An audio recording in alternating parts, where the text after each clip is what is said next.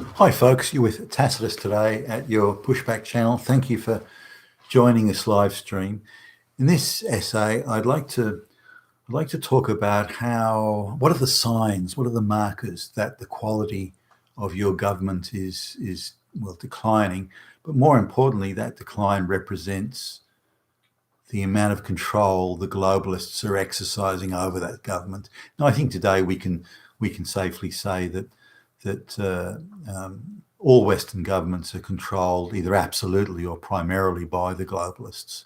Their power is considerable, and their influence is such that they can go to a major political party that's in government and say, hey, we don't like the guy you've got there as prime minister. He's not globalist enough. You get rid of him and put someone else in. This is the guy we want you to put in. This is how much power they have. They can say, look, we think this candidate is going to win, for example, the presidency. So we want you to corrupt and fix and rig the election so that doesn't happen. Okay, get to it. So this is the level of power and influence these people have. So what are the markers that a government is being or is already being taken over and controlled and directed by the globalists? Well, the first thing you see, there's two things you see. There's a big drop in the quality of the people, lower IQ people, less life experience.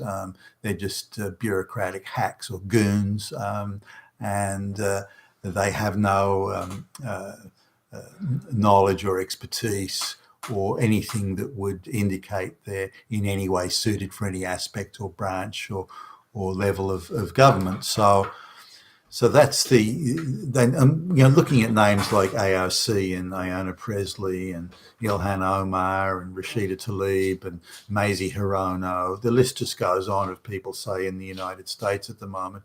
And you wouldn't have them on the refunds desk at Walmart. They struggle with even a job like that. I mean, AOC was a part-time barmaid, for goodness sakes. So these are the sort of people that you see appearing in the government and in the Senate and the House of Representatives and so on. You see a much lower quality of people now. $170,000, $180,000 a year isn't a lot of money in the overall scheme of things, and if you want to go places in big cities like New York, it's not much money.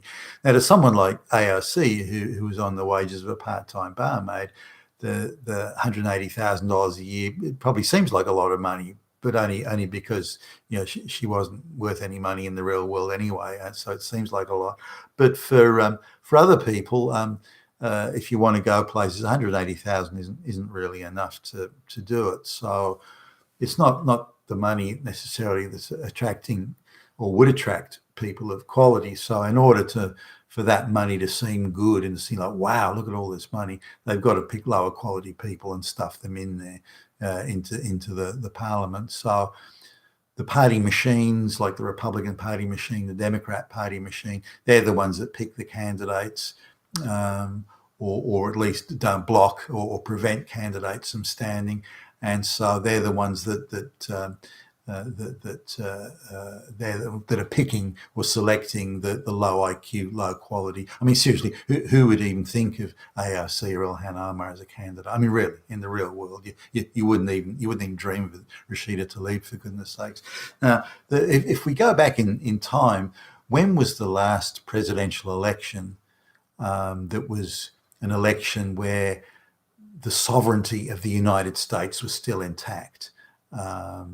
Was it, say, Reagan and Mondale?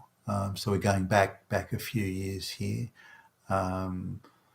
So I suspect that Reagan and Mondale was probably the last sovereign election, truly sovereign election. I think, Reagan he'd been governor of California. That's something. Clearly, he was a globalist candidate. The first priority they gave him was to try and knock communism out the way, which he played a role in doing. But Mondale, as far as I could tell, was quite a credible candidate.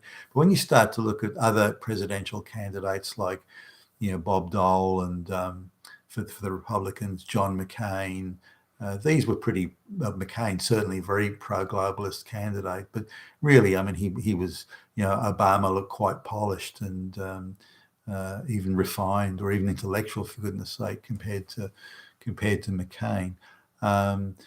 When we look at, say, Hillary standing, like, clearly she's the globalist candidate. She's not much of a candidate in the real world. They didn't take Trump seriously, and then they were quite shocked when he won. But that, to some degree, was a sovereign election. But they only let Trump get as far as he did because they didn't think he'd win. If they'd had any inkling that he was going to get up, they'd have nobbled him in the first election.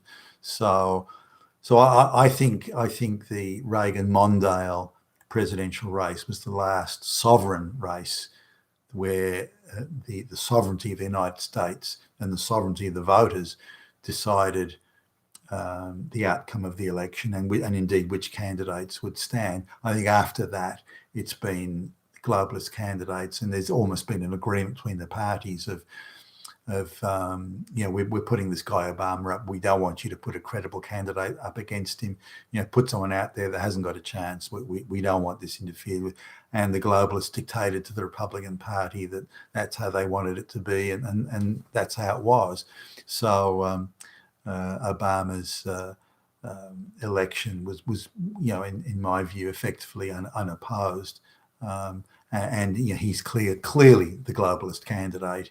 And still is an influential player in pushing the globalist agenda even today. But when you look at other countries sort of around the world, I think the first election after Margaret Thatcher was gone, I think the first election of John Major was mostly a sovereign deal for the UK, for Britain. But I think during his premiership, the globalists gradually took over. And I think by the time Tony Blair came along, it was completely the sovereignty of the parliament had been lost to the globalists. Tony Blair was a runaway globalist and prepared to vigorously and energetically implement the entire globalist agenda, and did so with great gusto, as damaging and destructive as it was for the UK. In fact, the UK will never recover from Tony Blair's prime ministership. It was probably one of the most destructive prime ministerships in British history. But the globalists were in control. Similarly, while I don't think there was any really credible candidate in terms of getting traction with the British people that was put up against Tony Blair. So I think that was. So my sort of take is that only a few years after Margaret Thatcher was gone, and again, she was there to as Reagan was, to try and unseat communism via the Soviet Union. But I don't think she was pro-globalist outside of that. I don't think she was into mass immigration and all that nonsense. And I think that's why they got rid of her. I think, no, you're no use to us anymore. You've done the job we want you to do. You're not a pro-globalist on the other side of the equation here. So you're fucking out of here. And I think that was how that went. John Major was I believe, certainly more accepting and more prepared to embrace the globalist message. But still, even him, it wasn't enough. They wanted a Blair to really, really push it along. And so they got that, and they made sure he was re-elected and did their bidding. Gordon Brown as well, following Blair, also quite pro-globalist. But by that stage, the whole body politic was controlled by the globalists. Look at David Cameron, all the rhetoric about we're going to cut back on immigration and all this thing. But the Conservatives in England were every bit as globalist as Boris Johnson is, every bit as globalist as Blair was. And we're seeing this across the Western world, and Angela Merkel in Germany, Macron in France, the silly carry-on in Italy about getting rid of Salvini and getting him out the way. They're making sure the globalist candidates are everywhere. But you'll see a reduction in the quality. If I look at some of the people around, say, the British Parliament, I mean, some of the people that are in the British Parliament that are holding, serious Privy Councillor roles, ministerial roles. I mean, it's almost a joke. Some of these people, again, they struggle to hold down a job and to take out chicken shop, and they're ministers in a once mighty government and in a once mighty parliament. It's insane. Now, if we look at sort of coming into the Obama time, and even before Obama in the United States, you look at sort of people that were starting to be given cozy gigs around, or even during the Bush presidency, for that matter. And he was an avowed globalist, very much so. This is George W. Bush. You look at the people that were appearing around them, like Condoleezza Rice, then there's Obama, Eric Holder, Janet Reno. You can see some very, very unimpressive, very minimally qualified, very ideological people that are being appointed there, and you can like say, well, clearly sovereignty has been. Nobody who had a choice of who to put in those roles would put those people in there. You just wouldn't do it. So clearly, that's the globalist touch there of degrading the sovereignty of the nation. You will put this person in.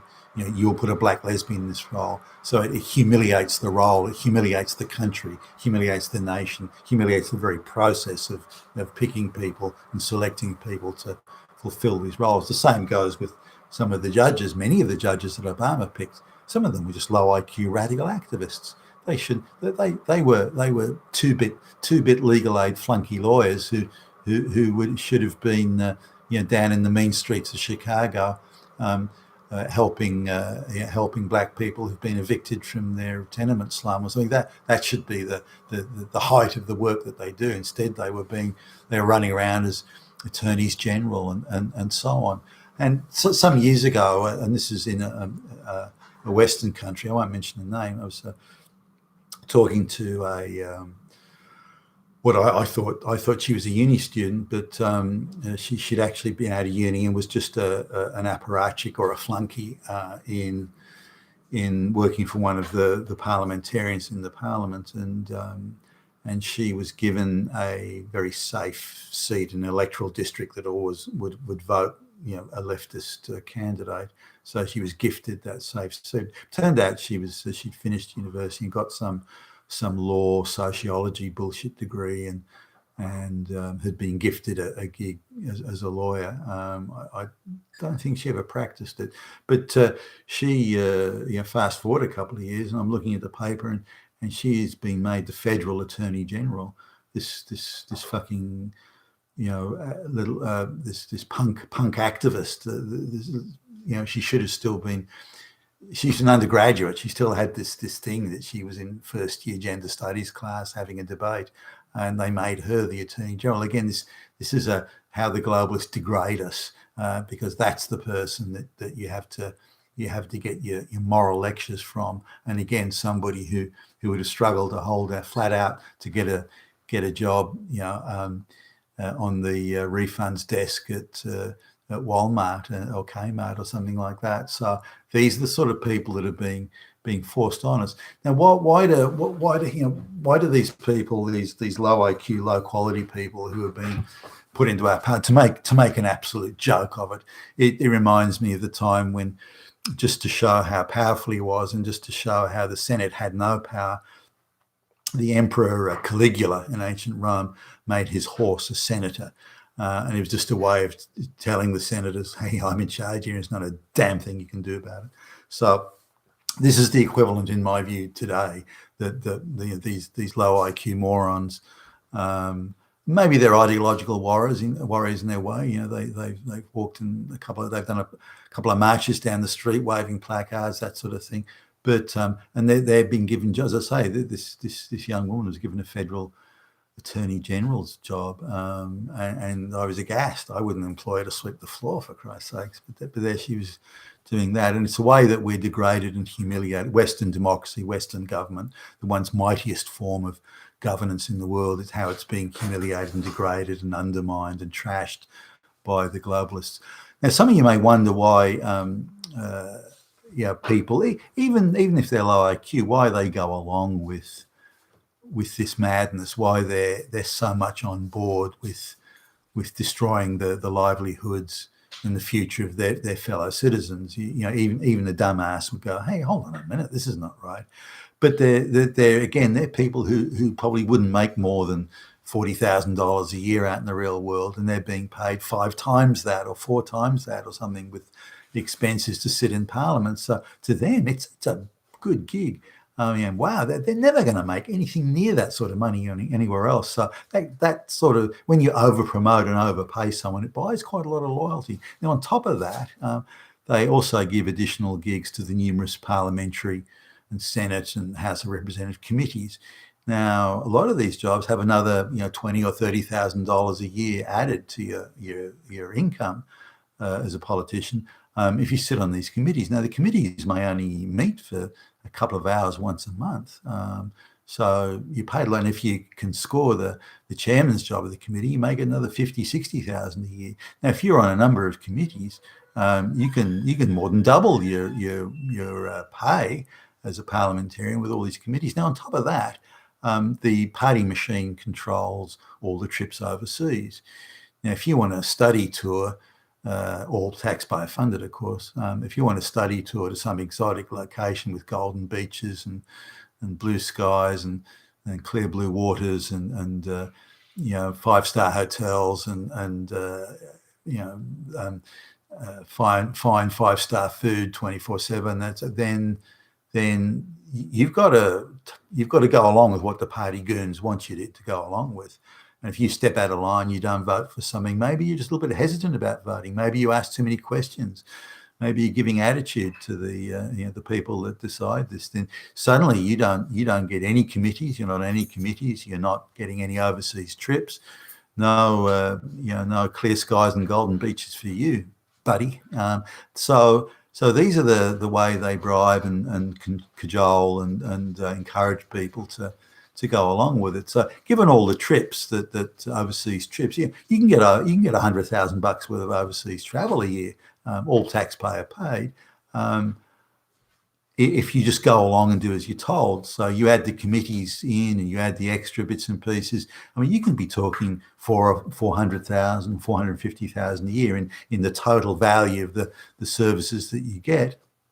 And this is pretty good for someone like a part-time barmaid like ARC that probably makes $15,000 or $20,000 a year. I mean, wow. I mean, she's rolling in money as far as she's concerned, as indeed are many other people who are just flunkies that are being shoehorned in there to play their part in degrading all the structures and all the systems that we built up over centuries and once respected.